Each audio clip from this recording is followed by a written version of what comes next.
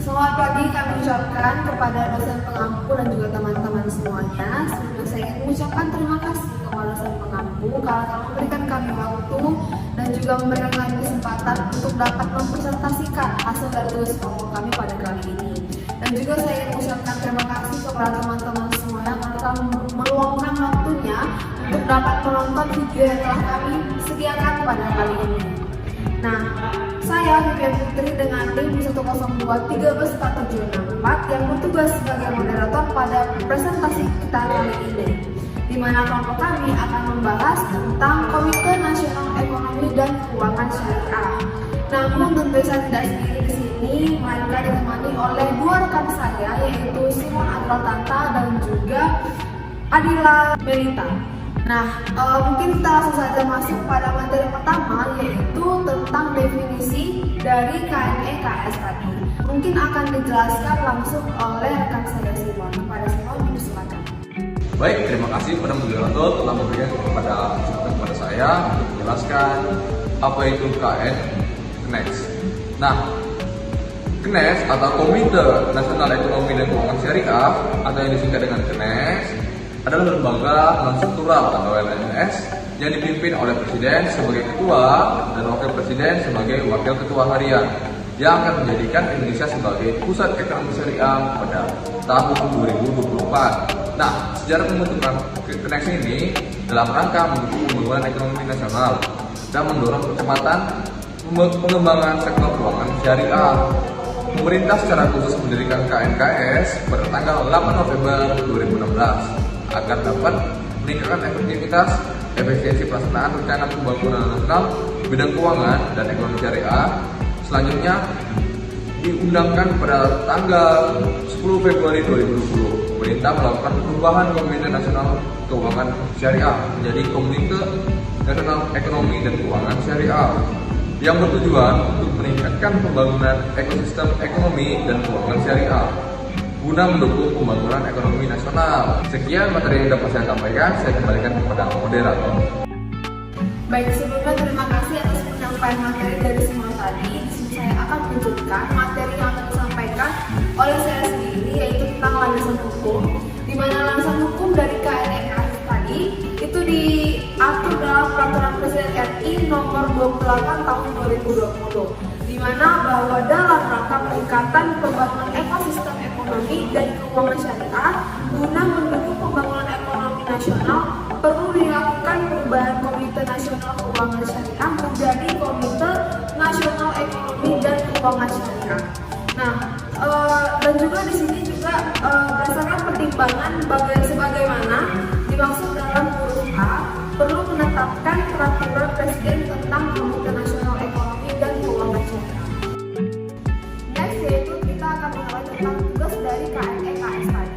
Nah, tugas dari KNE/KS tadi yaitu mempercepat, memperluas, dan keuangan syariah dalam rangka mendukung ketahanan ekonomi nasional.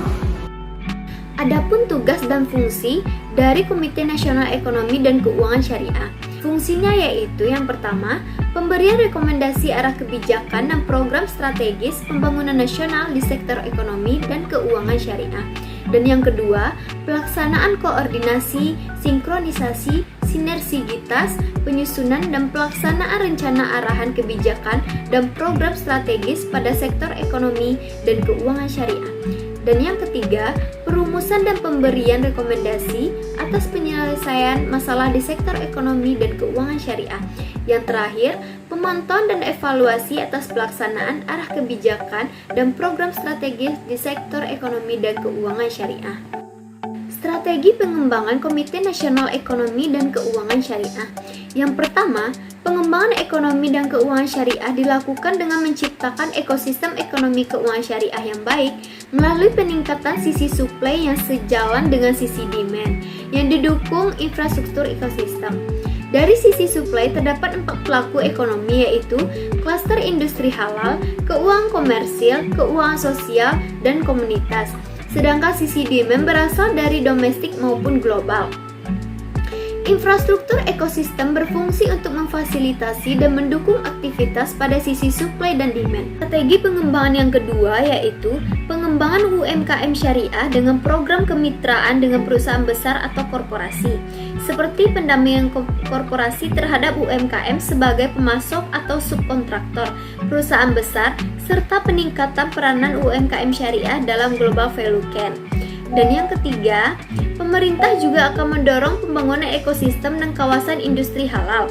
Industri halal merupakan bagian terpenting dalam ekosistem ekonomi syariah yang diharapkan dapat berkontribusi secara signifikan secara neraca perdagangan dengan menghadirkan produk-produk halal yang berdaya saing secara nasional dan global. Berikutnya, kegiatan usaha keuangan yang dilakukan oleh Komite Nasional Ekonomi dan Keuangan Syariah. Yang pertama, penguatan ekonomi dan keuangan syariah, yaitu dengan memperkuat ekonomi dan keuangan syariah melalui inovasi produk, pendalaman pasar dan pengembangan infrastruktur sistem keuangan sehingga menjadi pendorong pertumbuhan industri halal. Yang kedua, penguatan halal value chain, yaitu memperkuat seluruh rantai nilai industri halal dari hulu ke hilir melalui pembangunan halal hubungan di daerah, pengembangan standar halal, kampanye gaya hidup halal, penyediaan insentif bagi pelaku usaha dan pembangunan pusat halal internasional. Dan yang ketiga, penguatan usaha mikro, kecil, dan menengah.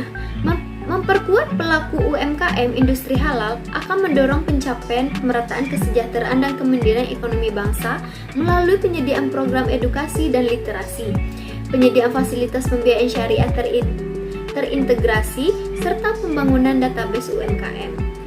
Dan yang keempat, penguatan fatwa, regulasi, dan tata kelola, yaitu penguatan penyediaan iklim usaha industri, keuangan syariah, dan industri halal dengan adanya kepastian hukum, proses yang mudah, dan tata kelola yang baik. Dan yang kelima, penguatan ekonomi digital, memperkuat pelaku industri halal dengan memanfaatkan dan mengoptimalkan layanan digital baik pembiayaan, pemasaran, dan kapasitas produksi melalui penyediaan halal marketplace, pembentukan inkubator startup, dan sistem informasi terintegrasi untuk trasabilitas produk halal.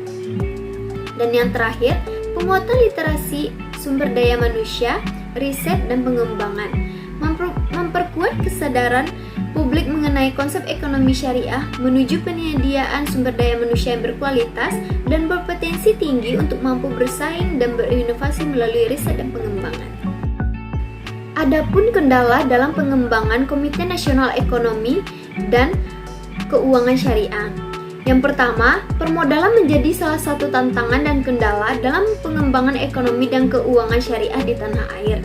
Selama ini, yang dihadapi perbankan masih hidup dengan dana mahal, yaitu dana yang sifatnya deposito, sedangkan dana tabungan masih belum besar.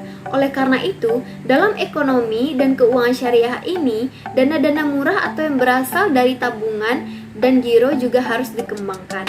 Dan yang kedua, kendala lainnya dalam ekonomi yaitu juga terkait produk-produknya yang harus variatif dan market friendly. Syariah harus banyak membuat produk-produk yang sangat disukai market.